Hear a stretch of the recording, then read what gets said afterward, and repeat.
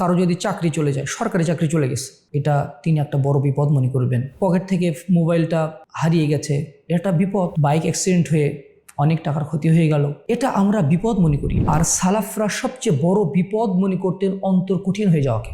আমরা জানি মৃত্যু হবে, এর সত্ত্বেও ওটা অন্তর থেকে যে ফিল করতে পারছি না, এর যতগুলো কারণ আছে তার অন্যতম কারণ হচ্ছে গোপন পাপ। গোপন পাপের 6 নম্বর পরিণাম হচ্ছে অন্তর কঠিন হয়ে যাওয়া। গোপন পাপের 6 নম্বর পরিণাম হচ্ছে অন্তর কঠিন হয়ে যাওয়া। অন্তর কঠিন হয়ে যাওয়া। আমরা সাধারণত কারো যদি চাকরি চলে যায়, সরকারি চাকরি চলে গেছে, এটা তিনি একটা বড় বিপদ মনে করবেন। হঠাৎ বন্যায় তার বাড়িঘর ডুবে গেছে, এটা নিঃসন্দেহে একটা বড় বিপদ। টাকা পকেট থেকে মোবাইলটা হারিয়ে গেছে, চোর ছিনতাই করে নিয়েছে, এটা বিপদ। অনেক শখের ফোন চুরি হয়ে গেল, বাইক অ্যাক্সিডেন্ট হয়ে অনেক টাকার ক্ষতি হয়ে গেল, এটা আমরা বিপদ মনে করি। আমরা সম্পদ চলে যাওয়াকে অনেক বড় বিপদ মনে করি। আর সালাফরা সবচেয়ে বড় বিপদ মনে করতেন অন্তর কঠিন হয়ে যাওয়াকে। অন্তর কঠিন হওয়াকে তারা সবচেয়ে বড় বিপদ মনে করতেন। এই যে দেখেন, বর্তমান সমাজের একটা বাস্তবতা হচ্ছে, একটা যদি অ্যাক্সিডেন্ট হয়, অ্যাক্সিডেন্ট হলে ওখানে মানুষ তো এগিয়ে যাওয়া তো দূরের কথা, ভিডিও করা শুরু করে দেয়। তারপরে কি হয়, যে অ্যাক্সিডেন্ট করেছে তাকে বাঁচানো তো দূরের কথা, তার পকেট থেকে মানিব্যাগ, ফোন টোন হাতিয়ে নিয়ে সে পালিয়ে যাচ্ছে। এটা কি একটা স্বাভাবিক আচরণ হতে পারে? আদৌ সে যদি মুসলিমও যদি না হয়, অন্তত এই মানবিকতা তো তার ভিতরে থাকা উচিত ছিল। কিন্তু এই মানবিকতাটা কোথায় গেছে? এটার অন্যতম কারণ হচ্ছে পাপ, অন্যতম কারণ হচ্ছে অন্তর শক্ত হয়ে যাওয়া। এটা একটা বড় বিপদ। আল্লাহ তাআলা কোরআনে বলছেন, তাদের অন্তর পাথরের চেয়েও কিন্তু শক্ত হয়ে যায়। যে অন্তর পাথরের মতো শক্ত হয়ে যায়, সে অন্তর কিন্তু উপদেশের উপযোগী থাকে না, সে অন্তর উপদেশও গ্রহণ করে না। তাকে যদি বলা হয় আপনি এই পাপ কাজ থেকে বা এই অন্যায় কাছে দূরে থাকেন, তখন সে বলে আমাকে উপদেশ দিতে আসেন না। আল্লাহ তাআলা কি বলছেন? সায়াযাক্কারু মান ইয়াখশা, যে আল্লাহকে ভয় করে ওই অন্তর আল্লাহর উপদেশ গ্রহণ করে। একটা চৈতালি খরায় ফেটে যাওয়া একটা জমিনে আপনি সরাসরি যদি একটা আত-তাহরিক টিভি বিশ্বব্যাপী বাংলা ভাষাভাষী মানুষের মধ্যে শিরিক বিদআত মুক্ত বিশুদ্ধ ইসলামের প্রচার ও প্রসারে নিরলসভাবে কাজ করে যাচ্ছে। এই কার্যক্রম অব্যাহত রাখতে এর ভিডিও ধারণ, ভিডিও এডিটিং, গ্রাফিক্স ও প্রযুক্তিগত রক্ষণাবেক্ষণ দায়িত্বশীলদের সম্মানী বাবদ প্রতিনিয়ত ব্যয় হয় প্রচুর পরিমাণ অর্থ। আপনার সামান্য আর্থিক সহযোগিতা আত-তাহরিক টিভিকে এগিয়ে নিতে অত্যন্ত গুরুত্বপূর্ণ ভূমিকা পালন করবে ইনশাআল্লাহ। আল্লাহ তাআলা আমাদের সকলের সহযোগিতা সাদাকে জারি হিসাবে কবুল করুন, আমিন। ধানের গাছ রোপণ করতে যান, এটা কিন্তু হবে না। কি করতে হয়?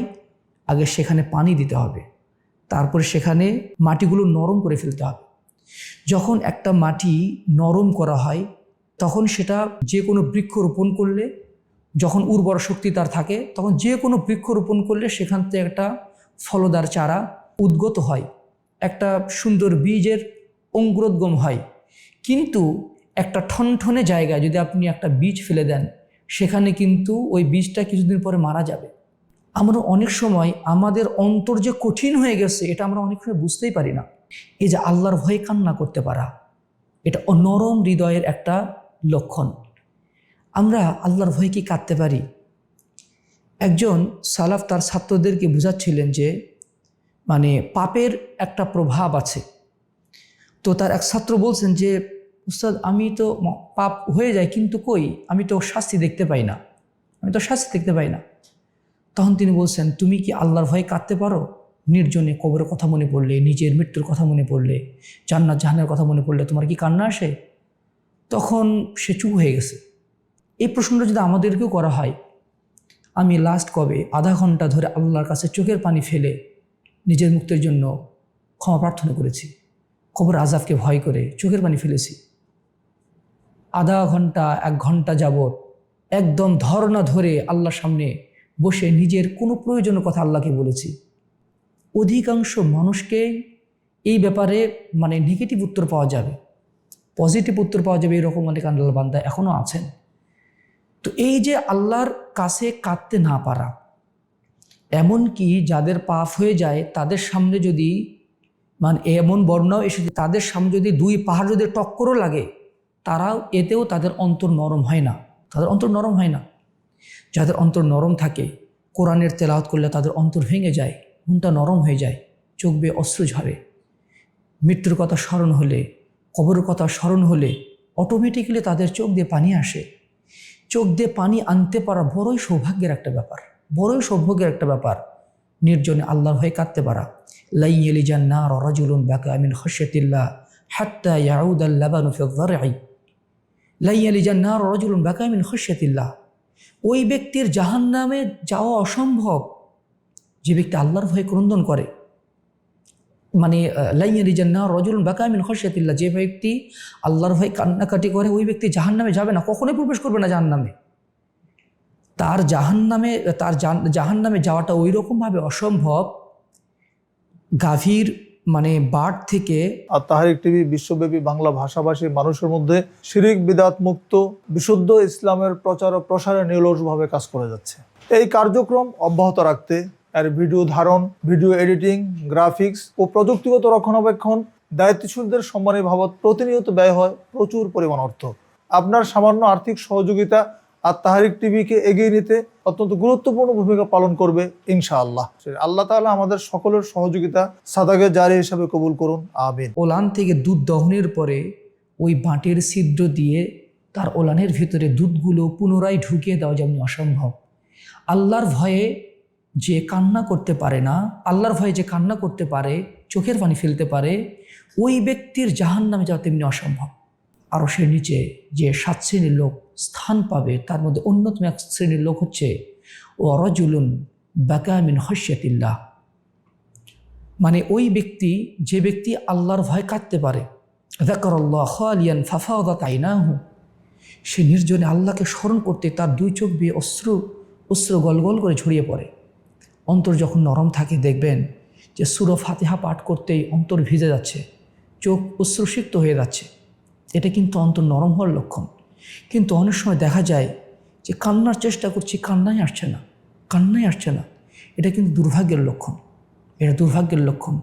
আর এটার অন্যতম প্রভাবক এবং অন্যতম একটা মানে এই ক্ষেত্রে যে মানে ক্ষেত্রটা কাজ করে সেটা হচ্ছে গোপন পাপ।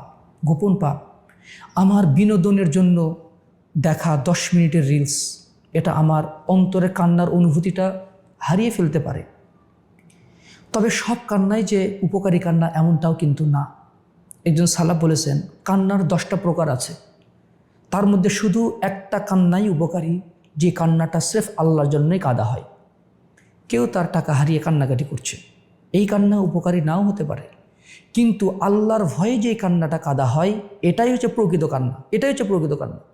এখন যদি শরীরে আঘাত লাগে অনেক সময় কান্না আসতে পারে, কিন্তু এই কান্নাটা উপকার নাও হতে পারে।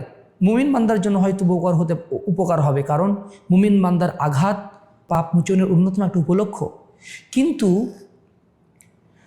আমরা যখন নিজের পাপ হয়ে যাচ্ছে তাদের সাথে মন প্রভাবিত হচ্ছে না, ভুল ত্রুটি হয়ে যাচ্ছে, মন প্রভাবিত হচ্ছে না, আমি মরে যাব, এই অনুভূতিটাই অনেক সময় আসছে না, ওই অনুভূতিটাই আসছে না। মৃত্যুকে ভুলে আমরা সবাই জানি যে আমরা মৃত্যুবরণ করব, আমাদেরকে মানুষ মরণশীল, আমাদেরকে মরতে হবে, কিন্তু এটা অন্তর দিয়ে ফিল করতে পারি আমরা কয়জন? মৃত্যুটাকে অন্তর দিয়ে ফিল করতে পারি কয়জন? এই যে আমি হয়তো বা হেঁটে হেঁটে বাড়ি থেকে বের হচ্ছি, হতে পারে হেঁটে হেঁটে আমি বাড়ি থেকে বের হলাম, কিন্তু মানুষের কাঁধে চড়ে খাটিয়ে চড়ে আমাকে বাড়িতে ফেরা লাগতে পারে। আমি যে জামাটা নিজে নিজে বোতাম লাগিয়েছি, এমনও হতে পারে এই বোতামটা আমি নিজে আর খুলতে পারবো না, আমি আর খুলতে পারবো না। মৃত্যুকে নিয়ে চিন্তা করা, অন্তর দিয়ে ফিল করা, এটা কিন্তু একটা ইবাদত, ইটসেলফ একটা ইবাদত। মৃত্যুকে ফিল করা, মৃত্যুকে ভাবা। যার অন্তরে মৃত্যুর ভাবনা যত বেশি, তার জীবনটা তত ফ্রেশ, তার জীবনটা তত পরিপাটি, সে তত স্বার্থহীন মানুষ হয়। কিন্তু আমরা জানি কিন্তু মৃত্যু হবে, এর সত্ত্বেও ওটা অন্তর থেকে যে ফিল করতে পারছি না, এর যতগুলো কারণ আছে তার অন্যতম কারণ হচ্ছে গোপন পাপ। এই গোপন পাপই আমাদের অন্তরকে শক্ত করে দিয়েছে, কঠিন করে দিয়েছে, পাথরের চেয়েও শক্ত করে দিয়েছে। ফলে কোনো উপদেশ আমার অন্তরে কাজ করছে না। এই জন্য আসুন আমরা গোপন পাপের এই চোরাগুলিগুলো বন্ধ করে দিই, আল্লাহ তাআলা আমাদেরকে হেফাজত করুন। আল্লাহুম্মা আমিন। আত্মাহারিক টিভি, ওহির আলোয় উদ্ভাসিত জীবনের জন্য।